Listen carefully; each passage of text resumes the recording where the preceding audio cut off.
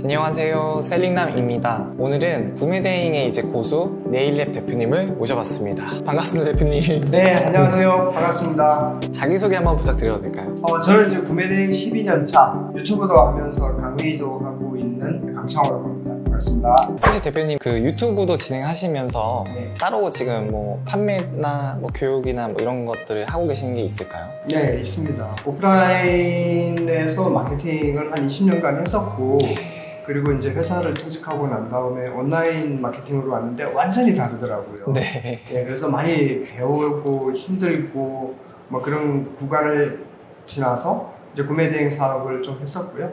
그러다가 이제 대량 등록 프로그램 가지고 한 100만 개씩 상품을 등록하고, 그러다가 이제 수동으로 전향을 해서 석 달 만에 그 당시에 한 마켓에 1억씩을 넘기는 기염을 토했다고 그때는 표현을 했습니다. 네. 지금이야 너무나 많은 사람들이 뭐 20억, 50억 다 이렇게 이야기하니까 참 보잘것없지만 그때는 굉장히 좀 화제가 됐었어요. 네. 그래서 그렇게 하다가 이제 배대지를 만들고 네. 그 이후에 책을 써서 또 그 책이 또 다행히 한 3, 4년간 항상 베스트셀러에 올라서 많은 구매대행 사업자들이 읽어보고 지금은 이제 셀러 후진 양성을 하고 있다고 봐야죠. 어떻게 보면은 정말 대단하신 약간 선배님 같은 그런 느낌이 들거든요. 그러면 구매대행의 장점이라고 하면 어떤 부분이 있을까요, 대표님? 보통 구매대행 하면 제일 먼저 떠오르는 게 이제 무제고, 그다음에 무자본이라고 하지만 사실은 무자본은 아니죠. 네. 예, 처음에 출발은 소자본으로 할 수가 있고요. 네. 근데 가장 좋은 것은 연계 사업이 참 좋다는 뜻입니다. 그러니까 구매대행 하나만 잘하면 온갖 그 온라인 이커머스를 거의 다 경험을 한다고 봐야죠. 우리가 만약에 하는 그 뭐 OEM 제조, 또 위탁 판매, 뭐 로켓그로스에 넣는 사입들, 또 옆집구, 또 공동구매, 뭐 체험단 마케팅, 뉴스레터 마케팅 뭐 안 하는 게 없지 않습니까? 까다로운 한국 고객을 만족시킬 정도의 능력이 되면 뭐든지 온라인에서 할 수 있다, 이런 생각을 좀 가지고 있고요. 그리고 제일 좋은 점은 우리가 보통 법조인이나 의사가 되려면 공부해야 하는 시간이 엄청 많잖아요. 네. 구매대행 공부를 6개월만 정말 미친 듯이 빡세게 하면 네. 그 정도 수준의 매출을 충분히 낼 수가 있거든요. 예, 그래서 자본금 들이지 않으면서도 자기의 비즈니스를 키울 수 있는 장점이 있다, 이렇게 생각할 수 있겠습니다. 혹시 시작했을 때 그 첫 매출이 좀 기억나실까요? 예, 그때는 한 마켓 딱 1억씩에서 대량 등록 돌렸을 때는 주문 처리하기가 사실상 너무 힘들었었고 직원도 6명씩 운영을 했었죠. 그런데 지금 생각하면 그렇게 많은 돈이 아니었어요. 예전에는 한 마켓에 1억씩 해서 12달을 끌고 가면 15억 정도 하면 그래도 잘했다고 했는데, 요즘 돈 버는 형님들이나 뭐 그 신사임당이나 이런 분들 워낙 잘하시는 분이 많이 나오니까 이제 명함도 못 내밀고 있죠. 제가 예전에 이제 화장품 사업을 했었어요. 화장품 사업을 해서 몇 억을 말아먹었죠.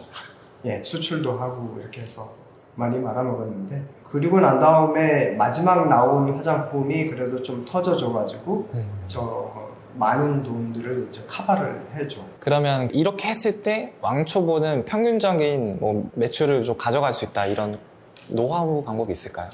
예, 뭐 나름대로 정리가 된 방식이 있긴 하죠. 그렇지만 그게 또 정답이라고 할 수는 없는데, 또 사업의 운영 방식에 따라 다 다른데, 보통은 시간과 노력을 들이는 거에 비해서 수익이 올라가면 정비례에서 올라가지 않는다는 건 이미 다 알고 있어요. 그러면 이론으로는 알고 있지만 내가 현장에서 장사를 할 때 이 J자 커브의 변곡점이 왜 생기는지를 몰라요.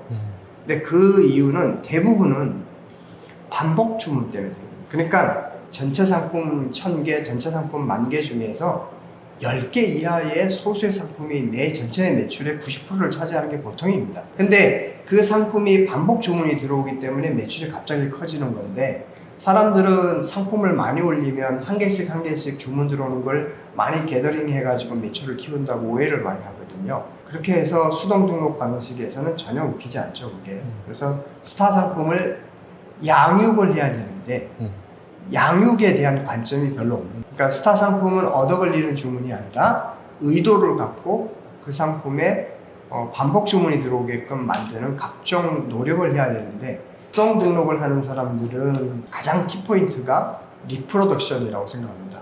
그러니까 똑같은 도매몰에서 띄워도 어떤 사람은 잘 팔고 어떤 사람은 못 파는 이유가 이 상품이 세상에 하나밖에 없는 상품인 것처럼 갈아엎어서 표현할 줄 알아야 돼요.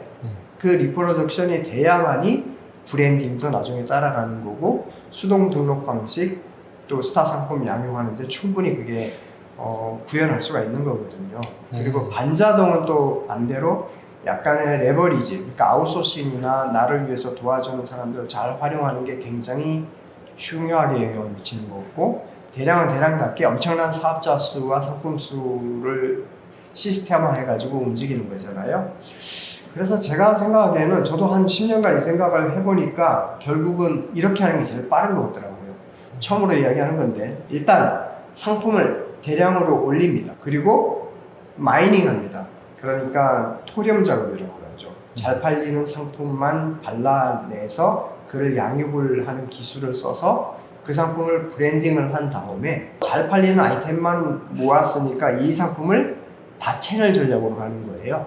쿠팡 스마트만 가는 게 아니라 버티칼 마켓 또 그다음 특성화 마켓 뭐 TDD나 뭐 올웨이즈나 뭐 멸치 쇼핑이나 준도매상까지 모두 다 플레이오토 들어가면 그 사이트에 협력업체들 보면 어마무시하게 많잖아요. 네. 내가 들어갈 수 있는데 다 들어가는 거죠.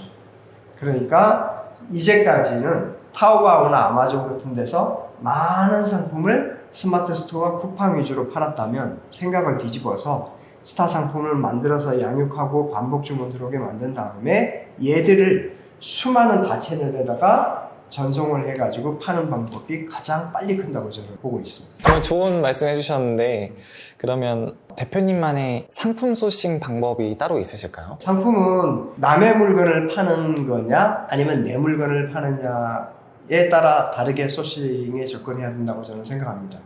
그러니까 남의 물건을 파는 위탁 판매나 구매 대행이나 이런 것들은 니치 타겟을 노려야 되는 게 확실합니다. 그러니까 그 니치 타겟을 좀 더 효율화하기 위해서 뭐 아이템 스카웃이나 셀러라이크나 이런 도구들을 쓰고 카테고리조차도 다른 사람들이 많이 손때가 묻지 않은 것을 찾으려고 하는 것이죠.